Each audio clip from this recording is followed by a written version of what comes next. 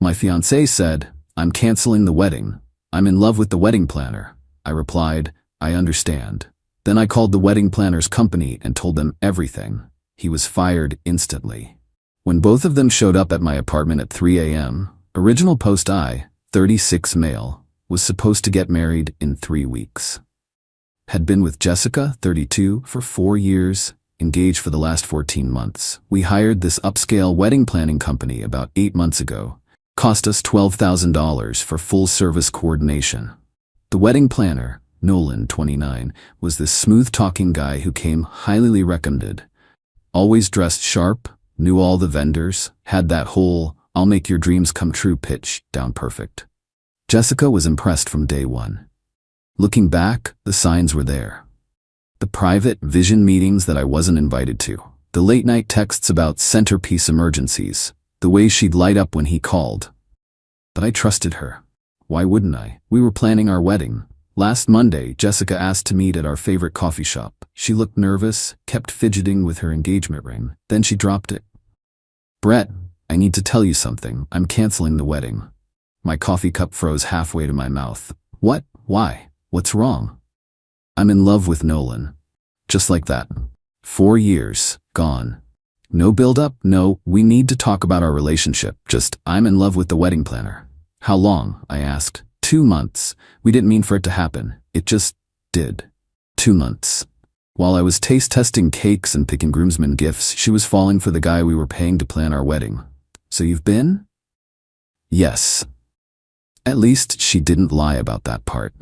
I sat there for maybe 30 seconds, processing. Then I said the only thing I could think of, "I understand." She blinked. You do?" "Yeah, these things happen. I'll handle canceling everything." She actually looked relieved. "Oh, thank God, I was so worried you'd make a scene. Can we stay friends?" "Sure, Jessica, whatever you need." She left after some awkward pleasantries about dividing our stuff. I sat there for another 10 minutes, then pulled out my phone. First call, my buddy Greg, who's a lawyer. "Need you on standby, might have some contract issues coming up." Second call, Prestige Event Planning, Nolan's company. "Hi, this is Brett Morrison. I need to speak with Mr. Castellano, the owner. It's urgent regarding Nolan Thatcher." Update 1. The professional consequences got through to Mr. Castellano within an hour. Turns out, Prestige Event Planning has a very strict policy about fraternization with clients. It's in their contract, their employee handbook, everything. They've been burned before. "Mr. Morrison, what exactly are you telling me?" "Nolan has been having an affair with my fiancée Jessica for 2 months. She just ended our engagement to be with him. I have texts, emails, and I'm happy to provide her confession if needed." Dead silence for about 10 seconds. "Mr. Morrison, I am deeply sorry. This is unacceptable. We'll investigate immediately." "I'm not looking for a refund," I said. "I just thought you should know what kind of person is representing your company." That was Monday afternoon. By Tuesday morning, Nolan was done. Castellano called me personally. "Mr. Morrison, we've terminated Nolan effective immediately. We've also discovered he was using company resources for personal meetings with your fiancé. We'll be refunding your entire payment, plus a settlement to avoid any legal action." "Would $18,000 be acceptable?" $18,000. "Our $12,000 back, plus $6,000 extra. That's very generous, Mr. Castellano." "It's damage control, Mr. Morrison. We can't have this getting out. There will be an NDA, of course."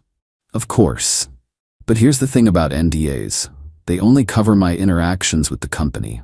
They don't cover what Jessica told me, or what I might share about my personal experience with my ex-fiancé." Tuesday evening, I started canceling wedding stuff. The venue, understanding the situation, I was honest, said the bride left me for another man, refunded half our deposit. The caterer kept their deposit, but it was only $2,000. The photographer, who I'd known from college, refunded everything. Then I did something petty. I posted on social media, "Wedding's off. Jessica fell in love with someone else. These things happen. Anyone need a DJ for December 15th? Already paid for." I didn't name Nolan, didn't have to. Jessica's friends knew who the wedding planner was. Update 2. The entitlement begins Wednesday night. I get a call from Jessica. She's crying.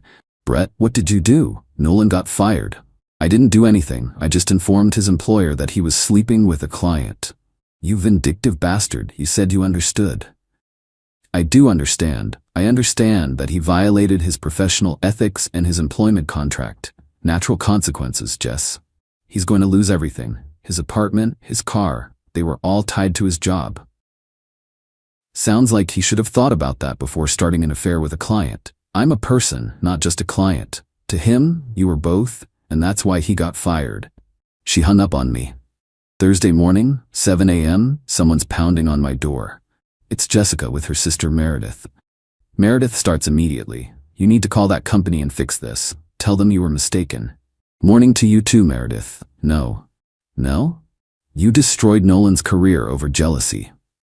I reported an ethics violation.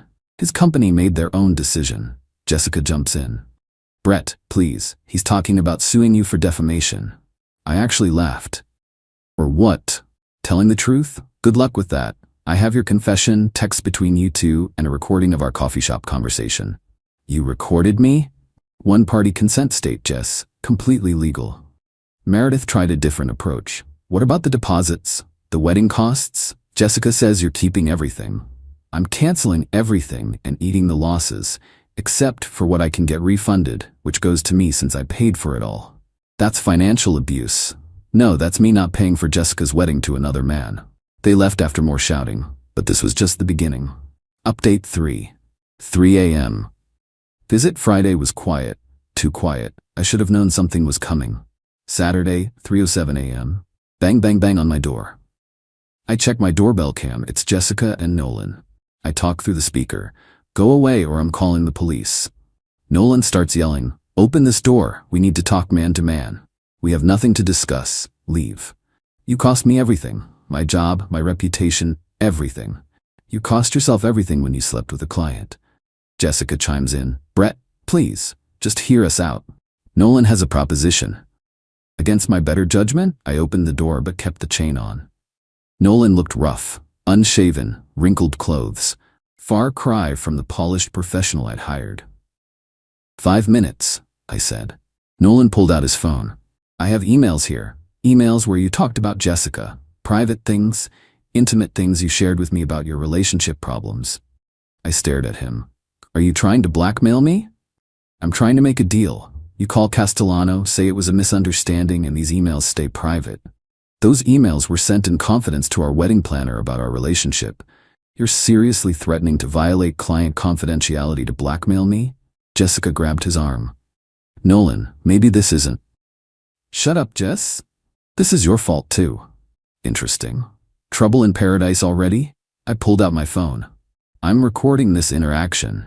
You just attempted to blackmail me using confidential client information.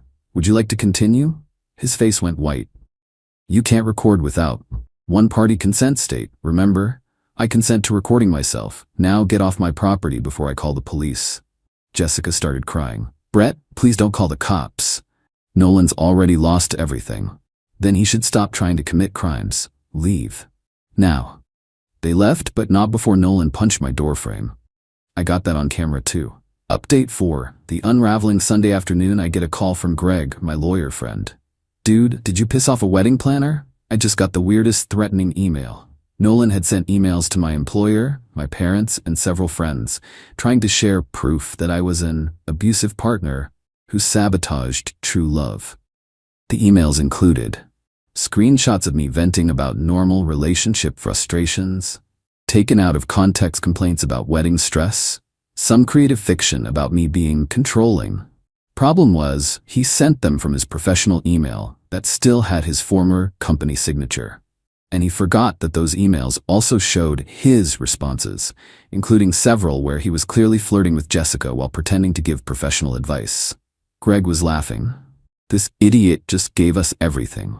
He's violating client confidentiality, admitting to his affair timeline, and showing professional misconduct.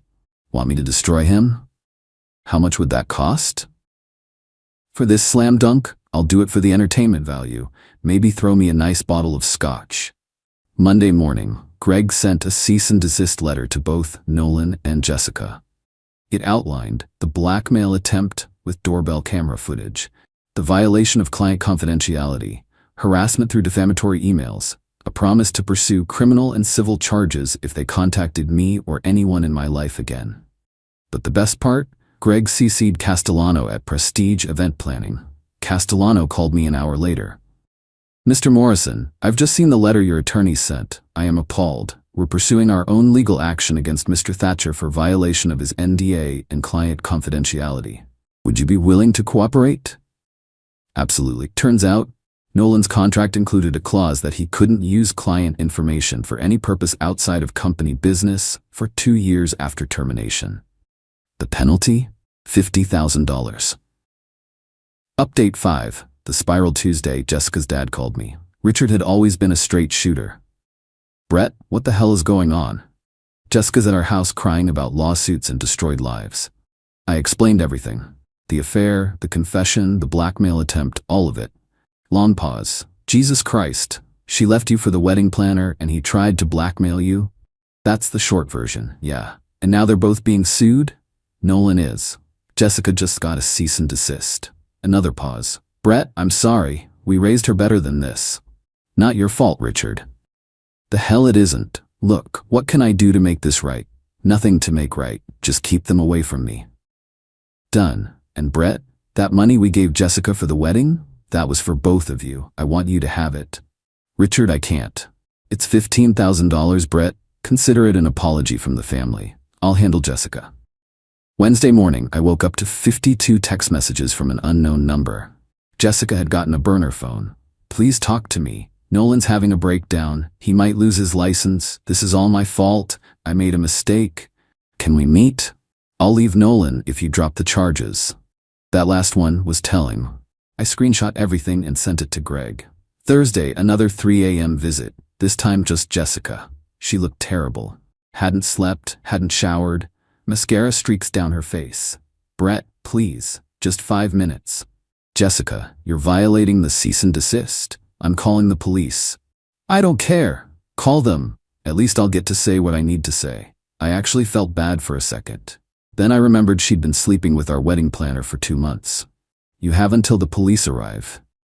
Nolan's not who I thought he was. He's angry all the time now. Blames me for everything. Says I ruined his life by falling for him. You both ruined your own lives. I know I messed up. But Brett, what we had is gone, Jessica. You killed it. I want to come home. This isn't your home. It never was. Your name isn't on the lease. 4 years, Brett? Doesn't that mean anything? It meant everything. Past tense. The cops arrived. Jessica went quietly. I declined to press charges but got a restraining order filed the next morning. Update 6. The finale. It's been 3 weeks since the coffee shop confession. Here's where everyone landed. Nolan, sued by his former company for $50,000, lost his professional certification for ethics violations. Last I heard, he moved back in with his parents and is working at a restaurant. The sophisticated wedding planner is now a waiter. Also, apparently he's telling people Jessica seduced and ruined him. Real class act. Jessica, living with her parents' house or Richard cut off her financial support and told her to grow up and face consequences. She's working retail now since her part-time influencer career somehow couldn't pay rent. Tried starting a new Instagram about surviving narcissistic abuse, but it got roasted so hard she deleted it within 48 hours. The company. Castellano sent me a final check for $22,000 total. The extra was to ensure my silence about which company it was. He also blacklisted Nolan from every vendor in the industry. Turns out wedding planners have their own network, and Nolan is basically radioactive now. Me? I'm doing okay. Not great, not terrible, just okay. Went to therapy for a few sessions to process everything. Took a solo trip to Vegas with some of the wedding refund money. Lost $500 at blackjack, but had a blast. The apartment feels different now. Emptier, but also cleaner somehow. Like I fumigated the place of toxic energy, or whatever Jessica would have called it. My brother summed it up best. She left you for the help and thought you'd just take it. Instead, they both got exactly what they deserved, each other and nothing else. Final update. One last visit yesterday, 6 weeks post-confession. I got one final visit. Not from Jessica or Nolan, but from Nolan's ex-girlfriend Valentina. You're Brett, the groom? Ex-groom, but yeah. I wanted to thank you. Turns out, Nolan had been gaslighting her for months about why he was coming home late, why he was so secretive about his phone. She suspected something, but he convinced her she was paranoid and controlling. When he got fired and the truth came out, everything clicked. He'd been cheating on me with your fiancée while planning your wedding. We actually grabbed coffee and compared notes. The overlap was insane. Nights he told her he was with vendors, he was with Jessica. Times Jessica told me she was with her sister. She was with him. Valentina's parting words: they deserve each other. Two cheaters who threw away good relationships for a thrill. Let them live with that. Edit, since people keep asking. Yes, I kept the ring. Sold it for $8,000. Took a loss but worth it for the closure. No, I haven't started dating yet. Still processing. Yes, Richard still checks in on me. We grab beer once a week. No, I don't regret anything. They made choices. I just made sure there were consequences. The $22,000 from the company plus $15,000 from Richard, plus $8,000 from the ring, plus various refunds, which I actually came out ahead financially.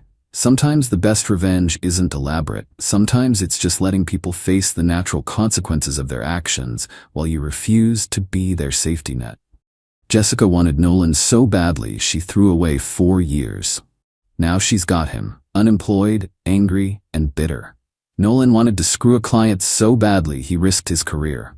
Now he's got exactly what he earned: nothing. As for me, I dodged a bullet. Better to find out now than after the wedding. The universe did me a favor, even if it hurt like hell at the time. Done with this chapter? Next one starts now.